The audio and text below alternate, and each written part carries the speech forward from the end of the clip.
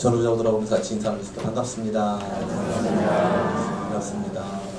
우리 목사로서 예배를 진행하는 가운데 대표 기도가 주는 능력을 많이 경험합니다. 특별히 우리 귀한 장민혁 형제님께서 대표 기도를 통해서 우리 온 교회에 귀한 은혜를 끼쳐 주셔서 너무나도 감사드리고 또 그것으로 말미암아 제가 큰 힘과 은혜를 체험하였습니다. 그러나 그 중에 은혜와 웃음 이라는 단어를 좀 처음 들어봤어요.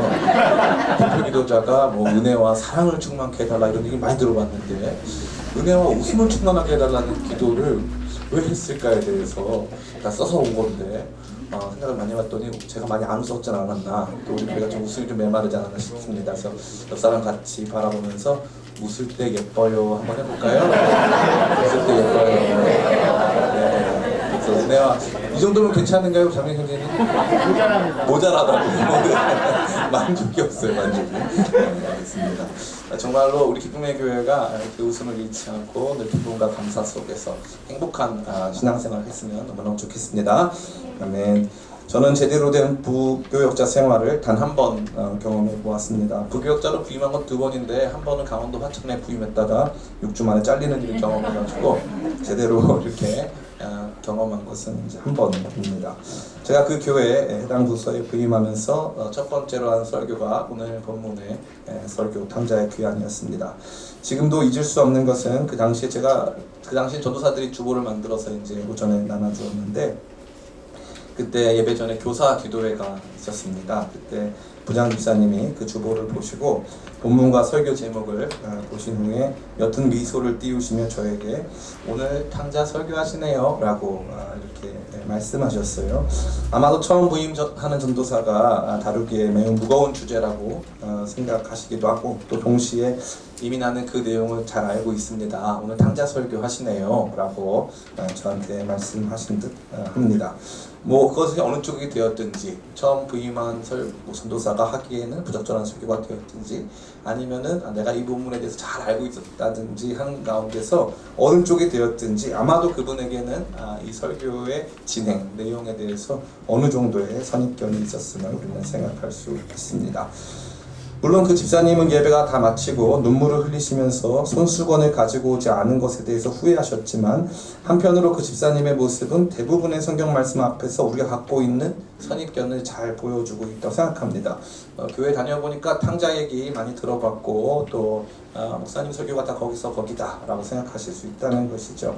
그러나 제가 결론부터 말씀드리자면 이 본문은 여러분이 생각하는 것보다 훨씬 깊고 훨씬 심오한 진리의 내용을 다루고 있습니다. 우리는 지난 시간 예수님과 함께 돌아온 죄인들이 잔치를 벌이는 모습을 생각해 보았습니다. 예수님과 죄인들의 모습은 어울리지 않잖아요, 그렇죠? 예수님과 장기, 예수님과 세리, 예수님과 비천한 사람들의 모습은 어울리지 않아 보입니다. 그런데 예수님께서는 기쁘게 그들과 같이 식사하시고 대화하시고 돌아온 그들을 맞아주시고 환영해 주셨다는 것이죠. 그것이 바리새인과 서기관들이 보기에는 매우 부적절해 보이고 어울리지 않아 보였습니다. 아마도 우리 교회 안에 그런 분들이 오신다면 우리도 비슷한 생각이 들지 않을까 모르겠습니다. 어떤 청년이 술을 먹고 우리 교회에 들어왔다. 주일날 대낮에 어떤 사람들이 우리가 보기에도 지나치게 노출이 심한 옷을 입고 눈에는 짙은 화장을 하고 우리 교회에 들어왔다면 우리가 그것을 정상적인 신앙생활이나 그의 진정성을 생각할 수 있게끔 하는 요소가 될 수는 없다는 것입니다. 그러나 예수님께서는 이들이 왜 돌아왔는지, 이러한 사람들이 왜 교회 안에 머물고 있는지에 대해서 바리새인과 서기관들을 설득하시며 무려 3번에 걸친 비유를 통해서 누가복음 15장에서 죄인들이 돌아오는 것에 대해 설명해 주셨습니다. 3번의 비유가 반복됐죠. 첫 번째 비유는 무엇이었습니까? 아무도 대답하지 않으실 것 제가 알고 있기 때문에 첫 번째 비유는 잃어버린 양의 비유입니다. 100마리 양이 있었는데 그 중에 한 마리를 잃어버렸다. 그럼 목자는 어떻게 하느냐? 99마리를 잘 두고 한 마리를 찾으러 나간다. 맞네요. 참 좋은 얘기네요. 두 번째, 10드라크마를 가진 여성이 있었는데 그 여성이 동전 한 입, 그 드라크마 동전 하나를 잃어버렸다. 그러면 그 여자가 어떻게 합니까? 열심히 찾는다. 그래서 반드시 찾아낸다. 양도 찾고 드라크마도 찾네요 라고 생각할 수 있다는 것이죠. 그럼 세 번째는 잃어버린 아들이 있다. 그 아들을 아버지가 찾는다. 우리가 봤을 때는 동일한 주제가 세 번에 걸쳐 반복되는 것처럼 볼 수 있습니다. 그러나 이 세 가지의 비유는 조금씩 그 강조점 면에서 다릅니다. 첫 번째 비유에서 이 잃은 양을 찾는 목자의 비유에서의 강조점은 양을 찾는 목자의 마음에 있었습니다. 99마리가 있다 할지라도, 그러니까 100 중에 100분의 1이 커요, 10분의 1이 커요. 설교 중에 갑자기 수학 문제 나올 거라고 예상을 못하셨죠. 100분의 1이 큽니까? 10분의 1이 큽니까? 10분의 1이 크죠. 10분의 1이 크기 때문에 99마리는 잘 있기 때문에 아마도 잃어버린 그 한 마리 양에 대해서는 집착하지 않을 것이다 라고 생각할 수 있지만 목자들은 그렇게 하지 않는다는 거죠. 그러니까 첫 번째 말씀은 목자의 마음에 더 많은 강조점을 가지고 있습니다. 두 번째 말씀은 이 여성이 그것을 찾는 것에 많은 강조점을 갖고 있어요. 왜 그렇습니까? 양은 인간은 아니지만 인격적 관계를 맺을 수 있어요, 없어요? 양과 인격적 관계를 맺을 수 없는 분들도 계세요. 그래서 양하고 대화를 하냐, 무슨 양을 예뻐하냐. 그런데 양하고는 이게 이름도 붙여주고, 그죠? 양한테는 이름도 붙여주고, 걔가 고통스러워하면 우리가 그것에 대해서 공감하기도 합니다. 그러니까 그 잃은 양에 대해서는 목자가 갖는 마음을 굉장히 중시하는 것이고, 드라크마는 이거는 이 드라크마한테 이름 붙여주고 이러진 않잖아요. 그 동전한테 500원짜리한테 뭐 이름 붙여주고 하진 않지 않습니까? 그러니까 이거는 좀 다른 차원인 거죠. 제가 지난주에 설명드린 것처럼 왜 하필이면 동전이 10개냐. 이 동전이 10개인 이유는 당시에 풍습, 세메디라고 하는 풍습이 있었는데 결혼하는 여성들이 머리에 동전 장식 10개를 하는 거예요. 그게 이제 일종의 우리로 치자면 웨딩드레스, 신부의 이제 옷 가짐 중에 굉장히 중요한 한 가지가 되는 것입니다. 그러니까 중요한 걸 잃어버렸으니까 이 여성은 열심히 찾는다는 거예요. 그래서 본문에도 얼마나 열심히 찾는가가 강조되어 있습니다. 제가 읽어드리겠습니다. 이 여성이 그것을 한참 이렇게 찾아다니는 모습이 본문에 막 나타나고 있어요. 8절에 보니까 이렇게 되어 있습니다. 어떤 여자가 10 드라크마가 있는데 하나를 잃으면 등불을 켜고 집을 쓸며 찾아내기까지 부지런히 찾지 아니하겠느냐. 그러니까 엄청나게 열심히 찾는 여성의 모습을 강조하고 있다는 것이죠. 그러니까 첫 번째와 두 번째 내용이 다르다는 것입니다. 그리고 나서 우리가 생각해 볼 세 번째 비유가 등장합니다. 다른 두 개의 비유는 사람이 아니에요. 그죠? 잃어버린 존재가 사람이 아니에요. 지금 이 모든 대화가 시작되는 건 예수님 왜 저 죄인들하고 같이 밥 먹습니까? 저 사람들 예수님하고 같이 밥 먹을 만한 사람들이 아닙니다. 저 사람들 나쁜 사람들입니다. 저 사람들 손가락질 당해야 됩니다. 왜 저 사람이 예수님과 같이 식사하고 예수님 왜 저 사람들의 돌아옴을 기뻐하십니까? 이것에 대해서 이제 예수님께서는 첫 번째는 양, 두 번째는 동전, 세 번째는 사람으로 비유하십니다. 그러니까 어느 비유가 더 비슷한 비유예요? 사람, 세 번째 비유가 훨씬 비슷한 비유예요. 잘 생각해봐라. 이 사람들이 돌아온 것이 왜 기쁨인지, 이 사람들이 돌아왔다는 것이 무슨 의미인지, 이 사람들이 돌아올 때 어떤 마음인지 잘 생각해보라고 예수님께서 우리에게 알아듣기 편하게 비유로 설명해주고 있다는 사실입니다. 본격적인 인간의 돌아옴, 사람의 돌아옴을 비유로 말씀하시면서 예수님보다 분명하게 돌아온 죄인들의 내면의 상태에 대해서 묘사해 주시고 그러한 죄인들을 맞이해 주시는 하나님 아버지의 모습을 직접적으로 말씀하고 있다는 것입니다. 아무쪼록 오늘 본문의 말씀을 통해서 하나님을 떠난 인간의 상태가 어떠한 것인지에 대한 귀한 통찰을 얻고 우리가 그러한 사람들은 아닌지에 대해서 반성해보며 그러한 사람들을 끝까지 찾아내시는, 끝까지 기다리시는 하나님 아버지의 마음을 경험하게 되시기를 예수님의 이름으로 축원합니다. 아멘. 먼저 우리가 생각해봐야 할 것은 이러한 타락과 방황이 언제 시작되었는가 하는 것입니다. 시작점이 굉장히 중요한 거죠. 왜 이 사람이 이렇게 됐을까? 왜 이 창기는, 왜 이러한 세리는, 왜 이러한 사람들은 이러한 모습까지 나빠졌을까의 그 출발점, 그 시작점을 오늘 본문의 말씀이 보여주고 있다는 것입니다. 한번 말씀을 같이 읽어보겠습니다. 우리 12절부터 13절 같이 읽겠습니다. 시작. 그 둘째가 아버지에게 말하되 아버지여 재산 중에서 돌아올 분깃을 내게 주소서 하는지라 아버지가 그 살림을 각각 나눠줬더니 그 후 며칠이 안 되어 둘째 아들이 재물을 다 모아가지고 먼 나라에 가 거기서 허랑방탕하여 그 재산을 낭비하더니. 아멘. 많은 분들은 아마 이 둘째 아들이 왜 아버지의 집을 떠나서 이렇게 방황을 했을까에 대해 생각하는 가운데 그가 잘못된 환상을 가지고 있진 않았나? 혹은 돈을 좋아했기 때문에 정도로 생각하거나 이해하시는 것 같습니다. 그러니까 그 둘째 아들은 큰 잘못은 없고 잘못된 정보나 외부적 이 부정적 자극을 통해서 안 좋은 선택을 했다, 나약했다, 뭐 이러한 정도로 생각하는 것이죠. 이것이 일반적으로 오늘날 죄인들을 바라보는 대부분의 사람들의 시선입니다. 예전에는 우리가 가는 감옥을 뭐라고 불렀습니까? 형무소라고 불렀습니다. 형무소. 네, 형무소. 형벌을 의무적으로 받는 곳이라는 뜻이죠. 형벌을 받는 곳, 형무소. 근데 지금은 뭐라고 부르죠? 교도소라고 부릅니다. 교도소. 교도소는 이 사람이 실수로 혹은 이 사람의 나약함으로 이 사람이 개선 가능한데 그러한 기회를 얻지 못했기 때문에 그러한 기회를 제공해서 가르쳐서 도로 이끌어가는 그런 뜻인 거죠. 그러니까 예전의 관념과 지금의 관념이 완전히 다르다는 것입니다. 예전에는 그가 범한 범죄의 강조점이 있었다면 지금은 그 사람에게 강조점이 있는데 그가 왜 죄를 저질렀는지 나약해서 옆에서 누가 꼬드겨서 잘못해서 그래서 이 문제가 발생했다라고 생각한다는 거죠. 이것은 동일하게 기독교 신앙 안에서 일반적인 사람들이 많이 갖고 있어요. 우리가 왜 죄를 짓느냐? 나약해서. 우리가 왜 죄를 짓느냐? 누가 꼬셔서. 하나님께서 주신 저 여자가 나를 꼬셔가지고 선악과를 먹었습니다. 이런 생각인 거죠. 똑같습니다. 그래서 매우 흥미로운 것은 이 둘째 아들을 바라보면서 성경에 나오지 않은 내용을 유추해서 이 둘째 아들 친구가 하나 있었는데 그 친구가 나쁜 놈인데 그 친구가 계속 저 나라로 가면은 야, 그 돈이면 그 나라로 황제처럼 살 수 있어. 뭐 이런 얘기를 해가지고 끌려갔나 보다 라고 우리가 착각한다는 거죠. 그러나 본문은 전혀 그렇지 않습니다.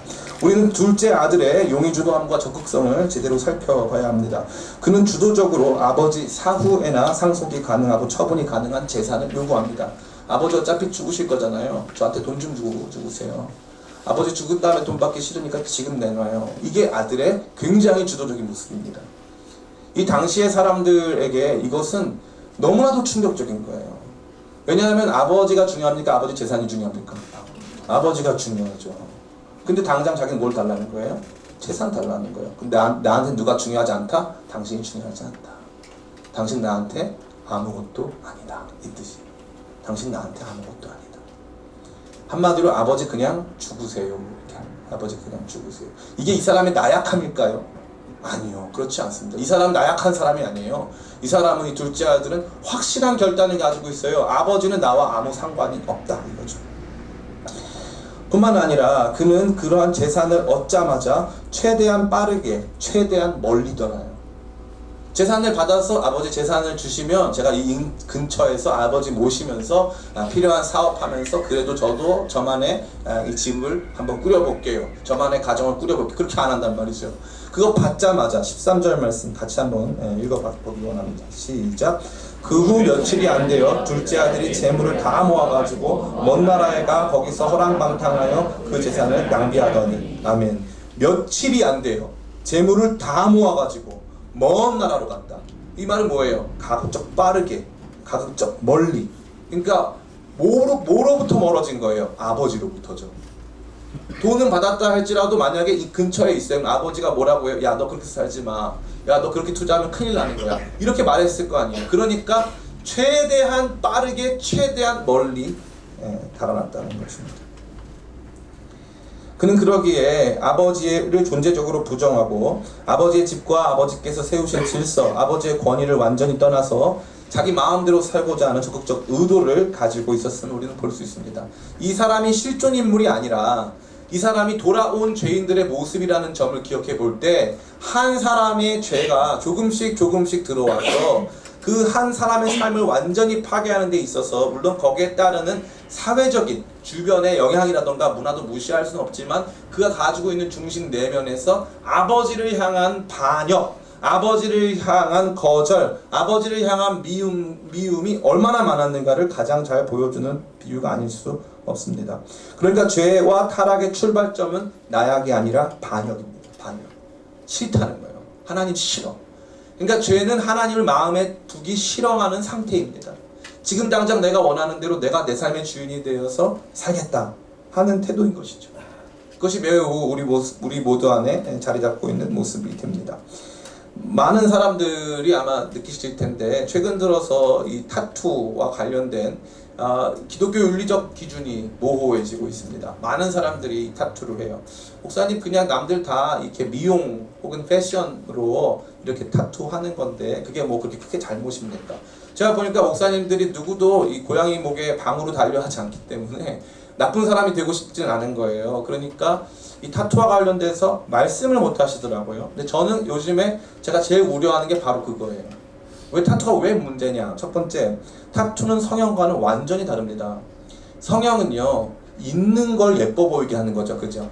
이것도 사실은 좀 문제가 많은데, 원래 예쁜데 더 예쁘게 하려다 보니까 잘못된 부분이 많으니까. 근데 이건 어쨌건 있는 거를 자연스럽게 예쁘게 하는데 목적이 있는 거잖아요. 그죠? 그런데 여러분 태어났더니 몸에 글씨 새겨진 분 계십니까? 눈 뜨고 태어났더니 몸에 엄마 거 뭐 이렇게 글씨 새겨진 분 있어요? 착하게 살자 이렇게 새겨진 사람 있냐고요? 없죠. 타투는 기본적으로 굉장히 인위적인 메시지를 담은 텍스트입니다. 그러니까 이거를 몸에 새긴 것은 자연적으로 발생할 수가 없는 거죠. 그죠? 그러면은 뭐예요? 내가 결정해서 내가 새기고 싶은 부위에 내가 새기고 싶은 메시지를 준다는 거죠. 타투샵에 가보면은 여러 가지 도안들이 쫙 있어요. 목사님 가보셨나요? 가보진 않고요. 이렇게 대충 들었어요. 도안들이 쫙 있어요. 그러면 뭐 독수리는 무슨 상징, 이거는 무슨 상징, 저거는 무슨 상징이 다 있어요. 그 말은 뭐예요? 난 독수리처럼, 나는 사자처럼, 나는 뭐처럼 살겠다. 나는 글씨 라틴어로 새겨가지고 이러한 사람이 되겠다라고 하는 자기 선언이죠. 하나님께서, 예수님께서 이렇게 말씀하십니다. 맹세하지 말지니, 맹세하지 말지니, 너 머리털로도 하지 마라. 그거 네 거 아니다. 너 인생은 네 거 아니다. 네 몸도 네 거 아니다. 왜 거기다 맹세를 하냐? 만약에 타투 말고 스티커 붙였다 몸에, 예, 스티커 붙였다. 그러면 조금 마음이 좋아요, 안 좋아요? 만약에 타투 하고 싶었는데 몸에 그래도 하나님 하지 말았어요. 스티커 붙였다. 하나님은 기뻐하실 거예요. 스티커는 뗄 수 있으니까. 근데 그거를 막 해가지고 지져가지고 뭐 이렇게 찔러가지고 타투를 했다. 하나님 마음 아프지. 마음 아프지. 보통 우리의 이 윤리관념은 애가 4살 때 하지 않은 건 가급적이면 30살 넘어서도 하지 않기를 바라는 거예요. 애가 4살 때 엄마 유치원에서 단체로 이걸 타투를 하는데 나 이번에 엄마 타투 하기로 했어. 그래서 내가 엉덩이에다 할 거야. 엄마가 너 너무 잘했다. 너도 자기 표현이 필요한 나이가 됐어. 이러한 사람은 아무도 없어요. 그런데 교회에서 자유롭게 타투를, 그럼 어디까지가 범입니까? 온몸을 다 타투를 해도 상관없습니까? 물론 예수님 제대로 믿기 전에 우리가 실수할 수 있잖아요. 그러니까 얼마든지 할 수 있지만 신앙에 들어와서는 이것이 주도적인 내가 내 삶의 주인이 돼서 내 멋대로 내 몸도 다 내 거니까 내 마음대로 하겠다. 이게 죄의 핵심입니다. 이게 죄의 핵심이에요. 그러니까 이 가급적 타투와 관련돼서 우리 청년들, 제 입장이 보수적일 수 있지만 저는 누구를 데려와도 토론할 수 있어요. 누구를 데려와도 자신이 있습니다. 누구를 데려와도 이와 관련돼서 윤리적 토론이 가능합니다. 그러니까 우리 많은 청년들이 이와 관련된 중심성, 다시 말해 나는 나의 주인이 아니다. 내가 내 주인이어서 나는 내 멋대로 살 거다. 이게 죄라는 거죠. 이게 반역인 거예요. 하나님 싫다인 거예요. 하나님이 주신 재산, 다시 내 몸도 하나님이 주신 재산이잖아요. 그죠? 하나님이 주신 재산을 다 모아가지고 최대한 하나님으로부터 빨리 멀리 도망가려고 하는 게 인간의 마음이라는 거죠.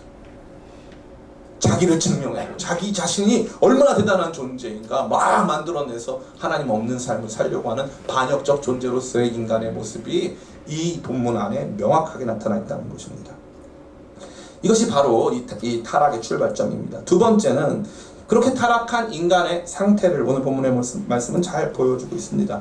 죄인의 행복은 그리 오래가지 않았습니다. 죄인은 무엇이든지 자기 마음대로 하려고 하고 있었습니다. 그는 지금 당장 내가 원하는 대로, 지금 당장 내가 원하는 대로, 이게 죄의 핵심이에요. 지금 당장 내가 원하는 대로. 그러면 목사님, 죄가 아닌 의는 뭡니까? 하나님의 때, 하나님의 방법으로, 하나님의 뜻이. 이게 의예요. 지금 당장 내가 원하는 대로, 이게 죄입니다. 이 죄의 상태를 말하는 거죠. 그래서 이 사람은 지금 당장 자기가 원하는 대로 허랑방탕하면서 모든 것을 낭비하며 살았습니다. 그러나 그것은 하나님의 공급하심 없이는 결코 불가능한 것입니다. 모든 자원은 제한적인 것으로 바뀌었고 하나님의 영원한 생명의 공급 없이는 인간은 영원히 원하는 것을 추구할 수 없는 존재가 되는 것이죠. 제가 군대에 있을 때 꽃을 좋아했어요. 딱 봐도 꽃 같은 거 좋아하게 생겼잖아요.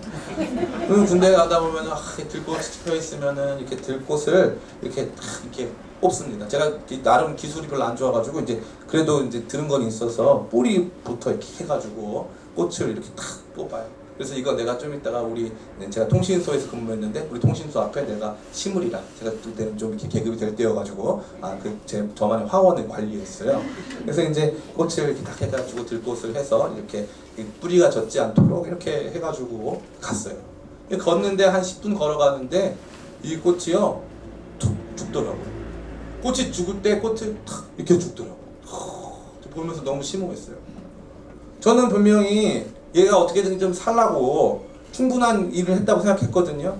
얘가 양분을 빼앗기니까, 땅이라고 하는 터전을 빼앗기니까 시간이 가니까 생명이 조금씩 마르기 시작하더니 나중에 툭 죽더라고요. 죄인도 하나님을 떠나니까, 영원한 생명이신 주님을 떠나니까 늙고 병들고 악해지고 작동하지 않으면서 조금씩 툭 죽어가는 거예요. 이게 죄인의 상태예요. 하나님 떠난 인간의 상태. 하나님 떠난 인간의 상태가 이러한 상태라는 것이죠. 아마 처음에 돈 가져와서 이 정도 돈이면 충분하다, 이 정도 돈이면 행복하게 살 수 있다 생각했을 거예요. 얼마 전에 어떤 사람이 회사에서 500억 정도를 횡령을 해가지고 유흥비로 탕진했다고 나오더라고요. 500억이면요 하루에 1억씩 써도 500일을 쓸 수 있고, 하루에 5천만 원씩 쓰면 1000일을 쓸 수 있고, 뭐 엄청나게 큰 돈입니다. 근데 그 사람이 그 돈으로 뭐 행복하게 살고 그랬습니까? 아니요. 그 유흥비를 다 탕진했다는 거예요. 회사에서 조금씩 돈 빼가지고. 이게 인간이에요. 돈이 얼마나 많은지가 중요한 게 아니에요. 이만큼이면 되겠지, 저만큼이면 되겠지. 절대 인간은 그렇지 않습니다.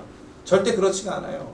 죄인도 마찬가지입니다. 내가 지금은 젊고 건강하고 나는 힘이 있고 나는 가능성이 있으니까 나는 내 마음대로 하면은 언젠가 잘 될 거야. 금방 시간이 지나서 금방 그의 삶에 비극이 닥쳐옵니다. 그의 삶에 닥쳐온 비극의 내용은 무엇이었습니까?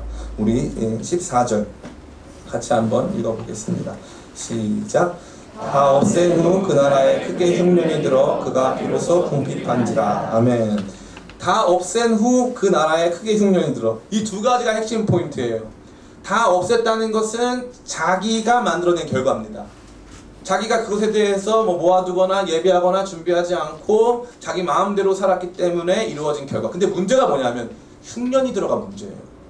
이 흉년은 그가 여기로 왔을 때 예상했습니까? 못했습니까? 못했죠.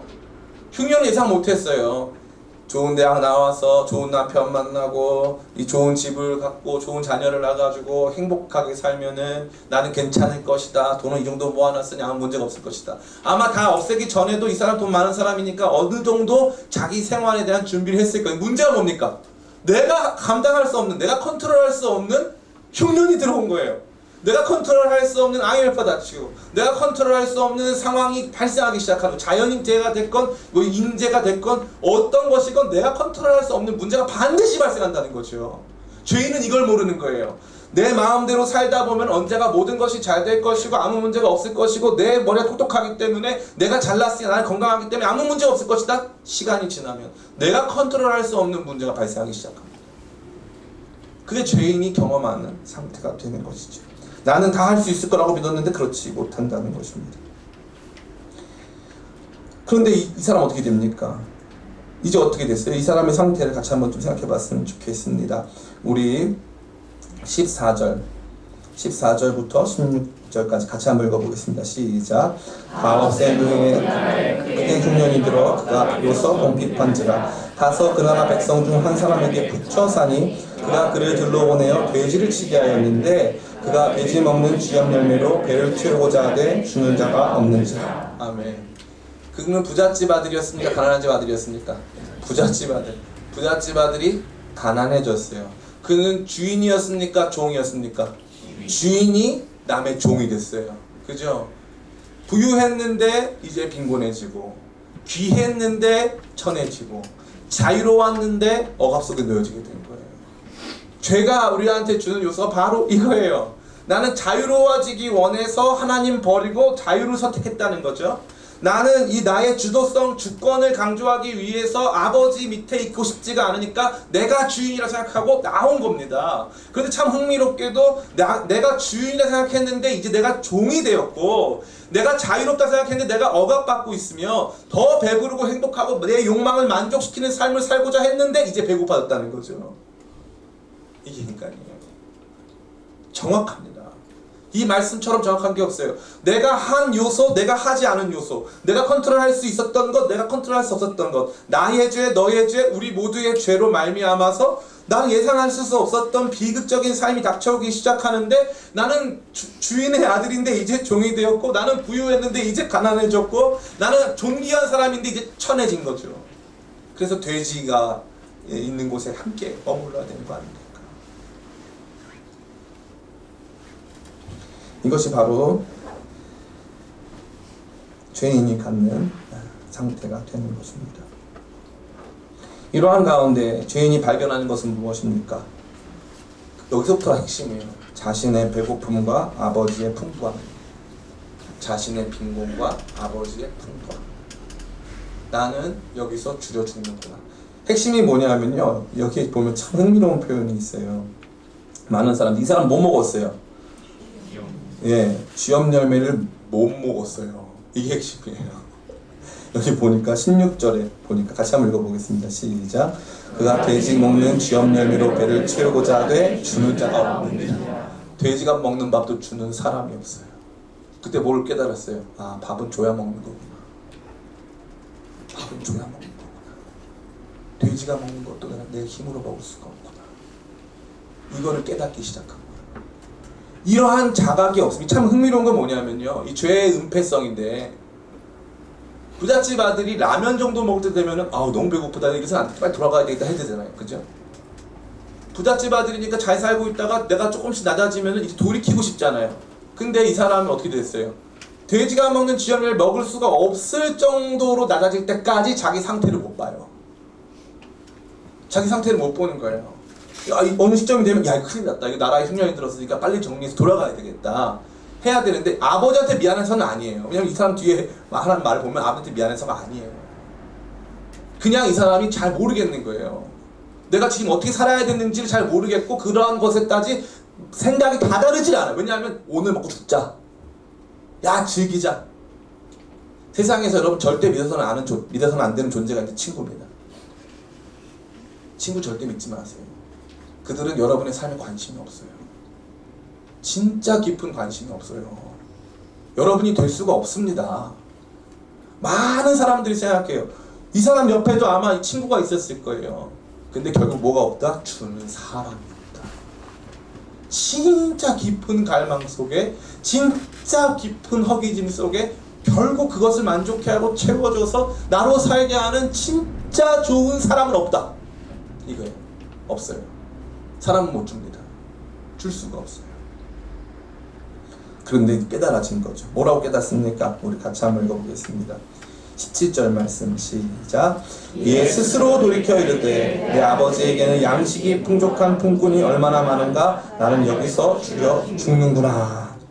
스스로 돌이켜 이르되, 첫 번째 생각한 게 뭐예요? 아버지 집은 얼마나 풍족한가. 하나님께서 다스리시는 세상은 얼마나 아름다운가. 제가 이전에 있던 교회에 한 선생님이 계셨어요. 교사분이 계셨는데, 이분은 이제 헤드헌팅 일을 하시는 분이었어요.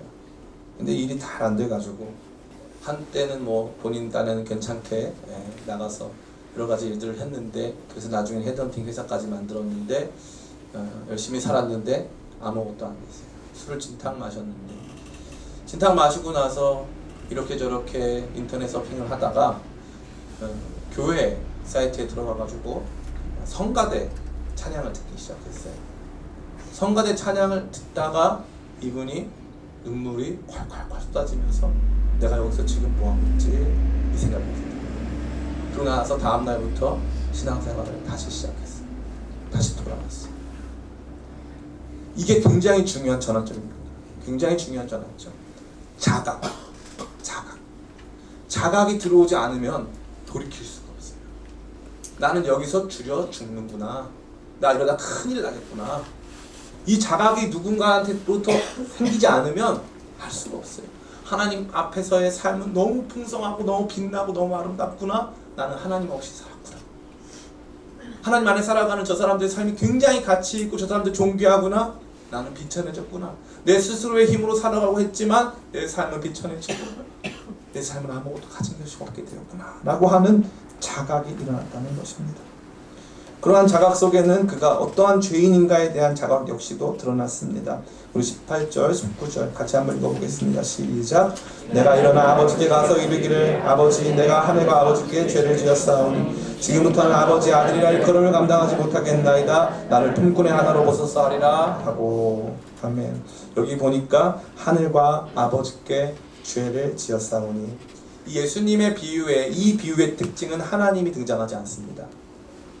그런데 이 죄인, 이 돌아온 둘째 아들, 이 둘째 아들의 마음에는 자기가 행한 일이 사실은 하나님, 하늘, 다시 말해서 하나님께서 제정하신 삶의 질서, 하나님께서 기뻐하시는 삶의 모습과는 완전히 상반된 것이기에 나의 삶은 하나님 보시기에 옳지 못하다라고 하는 거룩한 자각이 그의 안에 들어왔음을 저와 여러분 모두에게 보여주고 있는 것입니다. 그러고 나서 그는 어떻게 합니까? 아버지께로 나아가는 것입니다. 이것이 바로 돌아오는 죄인들의 상태가 되는 것이죠. 마지막 세 번째입니다. 그러면 이제 이 모든 일에 있어서 아버지는 어떠한 역할을 했는가 하는 것이죠. 많은 사람들이 이 비유, 다시 말해 탕자의 귀환에서 주인공이 아들이라고 생각하는데 착각입니다. 탕자의 귀환의 주인공은 아버지입니다. 왜 그럴까요? 우리가 같이 생각해봤던 이 누가복음 15장에 등장하는 세 개의 비유 속에 동일한 패턴이 등장하는데, 잃어버린 양을 누가 찾아요? 목자가 찾아요. 잃어버린 동전을 누가 찾아요? 여자가 찾아요. 여인이 찾습니다. 잃어버린 것을 누군가 찾는 거예요. 그죠? 근데 이 세 번째만, 목사님이 세 번째는 둘째 아들이 주인공 같은데요. 세 번째는 인격적, 유일한 인간이잖아요. 의지를 가지고 행동할 수 있는 유일한 인간. 유일한 인간이 어떠한 방식으로 돌아오는가. 그래서 유일한 인간은, 여기 등장하는 유일한 인간은 양과도 다르고 드라크마와도 다릅니다. 드라크마가 사람이었다면, 저기요, 제가 여기 의자 밑에 있거든요, 저를 좀 찾아주세요, 이렇게 했을 거 아니에요. 드라크마는 동전이니까 말을 못했단 말이죠.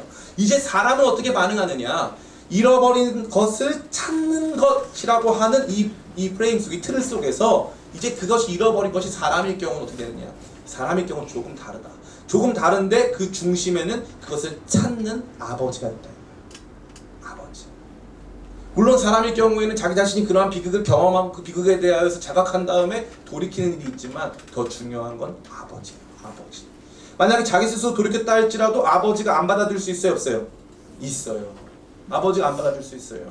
또 한 가지, 여러분도 마찬가지. 이 성경의 비유를 믿고, 여러분 혹시 뭐 부모님이 계시다면은 이 비유도 들으니까 모든 부모님들은 날 다 용서할 거야 라고 생각하고, 아버지 저한테 돌아올 재산을 주세요. 아버지가 이제 미친 척하고 줬어요. 줘서 떠났어. 근데 망했어. 그러면 이제 돌아왔어. 그럼 아버지가 멀리서부터 버선발로 달려와서 끌어안으시고, 죽었다가 살아난 내 아들이라고 좋아할까요? 아니면 집 나가줄까요? 아주 나갈 때는 기고만장하더만, 아주 잘났어 그냥, 이러면서 아버지가 면박 줄 거예요. 이거는 누구 아버지다? 하늘 아버지다. 이거는 우리 아버지 아니다. 이 모습은 우리 일반적인 아버지 모습 결코 아니다. 하늘 아버지 이렇게 하신다 이거죠. 근데 그 아버지가 이제 이 아들을 찾는, 이 아버지라고 묘사된 이 분이 잃어버린 자를 찾는 모습을 보여주는 거예요. 그럼 잃어버린 자를 어떻게 찾습니까? 이 모습이 참 기가 막힌데, 전 여러분들이 그것을 함께 공감하며 읽어보기를 바랍니다. 우리 20절부터 같이 한번 읽어보겠습니다. 20절부터 우리 24절까지 같이 한번 읽어보겠습니다. 시작.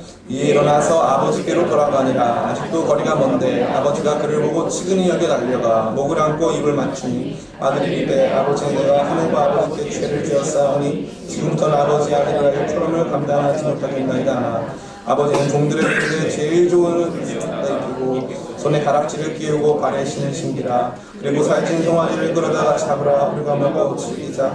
이내 아들은 죽었다가 다시 살아났으며 내가 잃었다가 다시 얻으라 하니 그들이 즐거워하더라. 아멘. 여기 보니까 이렇게 되어 있어요. 20절에 이에 일어나서 아버지께로 돌아가니라. 아직도 거리가 먼데, 이 다음에 보면 나오는 모든 동사는 아버지가 주어예요.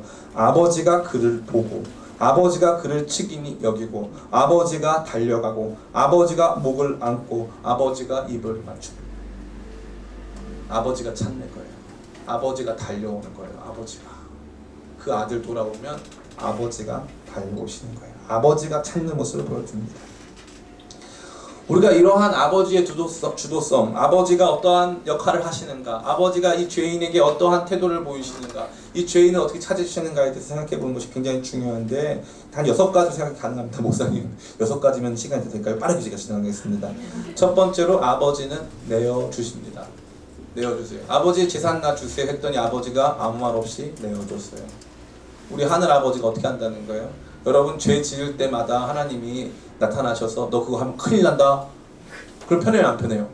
편하죠. 물론 조금 귀찮을 수가 있어요. 이것도 못하게 하고 저도 못하게 하니까. 근데 우리 딴에는 우리가 죄 지을 때 하나님이 막아주시면 너무 좋잖아요. 근데 하나님 그렇게 안 하세요. 하나님 내어주세요. 왜냐하면 하나님 바보시거든요. 사랑의 바보. 그래가지고 내어주세요. 이렇게 건네주시는 거예요. 건네주세요. 두 번째, 이 아버지의 되찾으심. 아버지는 기다려요. 하나님은 기다리십니다. 전 이 장면이 너무 좋아요. 탕자가 먼 곳에서 기다리는, 먼 곳에서 방황하고 거기에서 탕진하고 거기에서 힘들어진 순간, 그럼 하나님 뭐 하셨냐고, 나 이렇게 힘들 때 하나님 뭐 하셨어요? 하나님 기다리셨어. 하나님 기다리셨어. 끝까지 기다리셨어. 끝까지 기다리셨어. 전 이 모습이 너무 좋아요. 왜요? 아들이 왔는데 아직 거리가 먼데 아들은 아버지를 못 봤어요. 근데 아버지가 아들을 알아봤어요. 부잣집 아들의 모습으로 돈 많이 들고 좋은 옷을 입고 집 나간 그 아들이 거짓걸로 돌아왔을 때 아버지가 알아봐줬다 이거죠. 왜요? 아버지는 거기서 늘 그 자리에서 기다리고 있었으니까. 늘 그 자리에서 기다리세요. 세 번째로 아버지가 어떻게 해요? 달려오십니다. 아버지가 달려요. 저 이 표현이 너무 좋아요. 여기 등장하는 가장 적극적인 표현이 바로 달린다는 거예요. 돌아온 죄인들을 향하여서 망설이거나 걸어가거나 그가 올 때까지 기다려가지고 야 네가 죄를 지었으니까 여기 무릎 꿇어. 그러면 내가 복을 줄게. 이게 아니라 돌이키기만 하면 달려와가지고 끌어안으시고 막 우리를 찾아주시는 그 아버지의 모습이 여기 잘 담겨있다는 것이죠. 네 번째는 아버지가 안아주세요. 아버지가 안아준다는 건 뭐예요? 달려만 왔는데 주먹을 날리실 수도 있잖아요.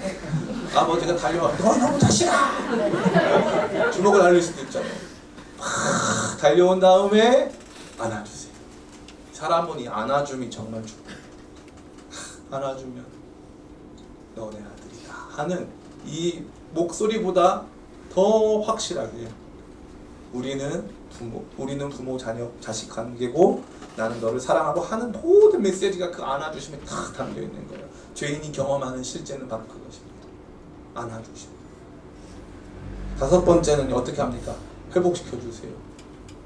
손에 가락지를 끼우고, 이 가락지는 이 도장이 같이 있는 가락지예요. 그래가지고 이게 뭐냐 하면은 땅 팔 때 내가 이 집 주인입니다 할 때 하는 도장이에요. 다시 재산권을 회복시켜준다 이거예요. 집 말아먹고 나간 그 아들 다시 재산권 회복시켜준다. 발에 신을 신긴다는 건 뭐예요? 발에 이 아들이 집 나갈 때 발에 신발 신고 갔을까 안 신고 갔을까? 신고 갔죠. 근데 발에 신발도 없이 온 거예요. 거지가 돼가지고. 그런데 발에 신발을 신긴다는 건 주인이 된다. 당신의 종들은 신발을 못 신습니다. 너는 주인이야.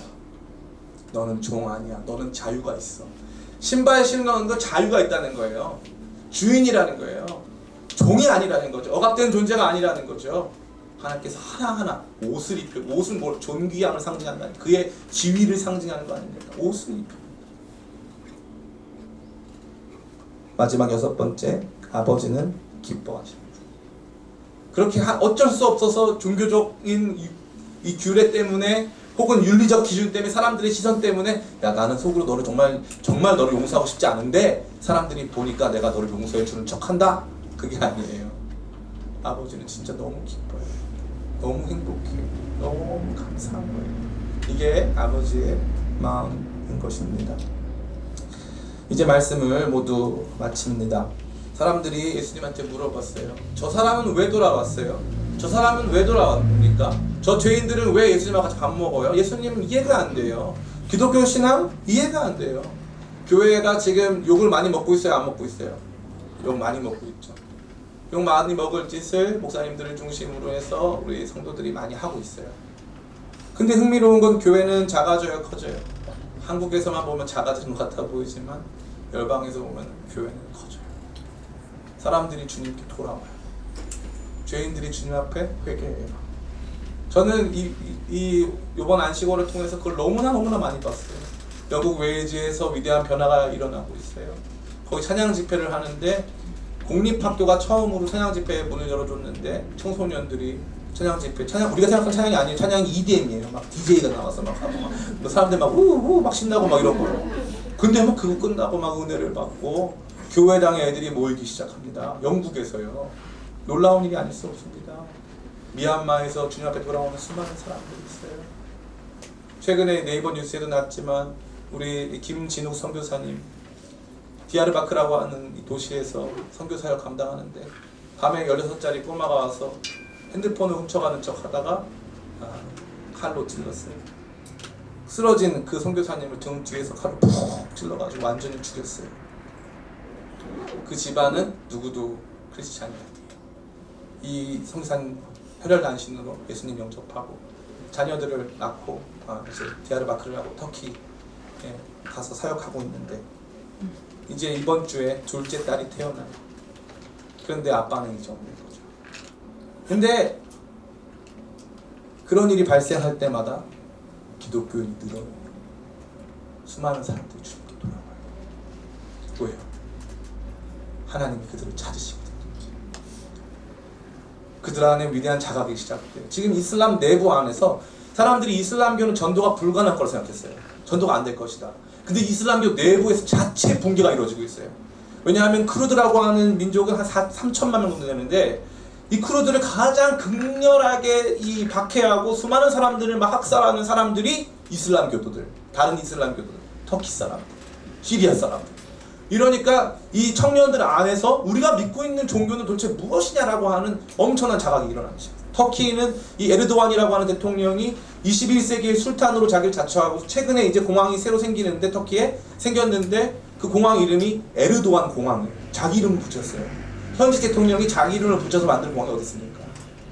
그리고 이 투르크족, 터키가 투르크족인데 이 돌골족 아닌데 돌골족. 그래서 어디부터 펼쳐져 있냐면 중국부터 이쪽에 다 돌골족들이 있어요. 그 사람들 다 모아요. 1년에 한 번씩. 큰 축제를 엽니다. 내가 이제 이 나라의 이 민족, 투르크 민족의 주인이고 이제 내가 이슬람 세계의 주권자다. 선포하고 있죠. 그런데 터키 청년들이 처음으로 이거 아니지 않느냐. 조금씩 교회로 찾아오기 시작했어요. 그 김진우 선교사님의 순교로 말미암아 많은 사람들이 나도 그리스도인이다. 나도 죽여라. 막 이러고 있어요. 이해할 수 없죠. 교회는 단 한 번도 작아진 적이 없어요. 왠지 아세요? 하나님을 떠난 인간이 어떠한 존재인지, 얼마나 비참한 존재인지, 그런 인간들이 만들어 놓은 이 세상, 아무리 문명, 문화가 발달한다 할지라도, 과학기술이 발달한다 할지라도 인간은 처절하게 궁핍해지고 처절하게 무가치해지고 처절하게 비천한 존재로 전락하고 있기 때문에 그래요. 그러한 상황 속에서 하나님만이 유일한 소망이라고 믿고 돌이키는 사람들을 하나님께서 달려와서 그들을 끌어안으시고 그들의 삶을 회복시키셔서 존귀한 존재로 만드시기에 수많은 사람들이 복음 안으로 돌아오고 교회 안으로 돌아오고 있는 위대한 역사를 우리는 보게 되는 것입니다. 저는 여러분들이 그것을 체험하게 되시길 간절히 원하고, 특별히 이 모습, 죄인의 상태를 굉장히 면밀하게 보여주는 이 모습을 통해서 나는 어떻게 살아왔는가, 나는 지금 하나님 앞에서 죄인은 아닌가, 아직 돌이키지 않았기 때문에 돼지가 먹는 지역라면도 먹으려고 하는데 그걸 주는 사람이 없더라. 사람은 절대 나를 위해서 살지 않는다. 그 누구도 결국 나 혼자 던져진 인생 속에 사람이 줄 수 없는 엄청난 위로와 소망은 우리 주님께만 있다. 그러니까 주님께 돌이켜야 된다 하는 이 위대한 메시지가 전 여러분에게 울려 퍼지기를 간절히 바랍니다. 그리고 이곳에 있는 우리 모든 성도님들, 이 말씀을 심장 중심에 새기고 우리 영적 상태를 진단하며 하나님의 어떠하심을 날마다 깨달아 가시기를 예수님의 이름으로 축원합니다. 우리 잠시 같이 기도했으면 좋겠습니다. 우리 기도하기 전에 찬양 하나 할까요? 시간 좀 갔지만 우리 처음에 불렀던 찬양, 오 나의 자비로운 주여, 우리 찬양 하나 합시다.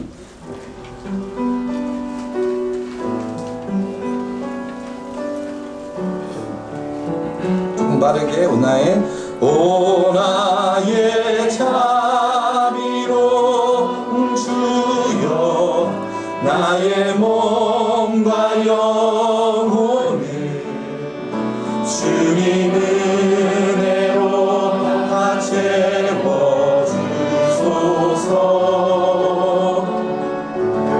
이 세상 괴로운 걱정 근심 주여 받아주시고 험한 세상에서 인도하소서. 예수 예수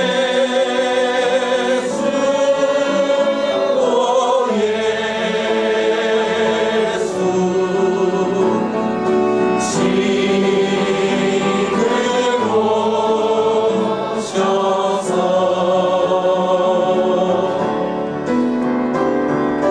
예수 오 예수 채워주소서.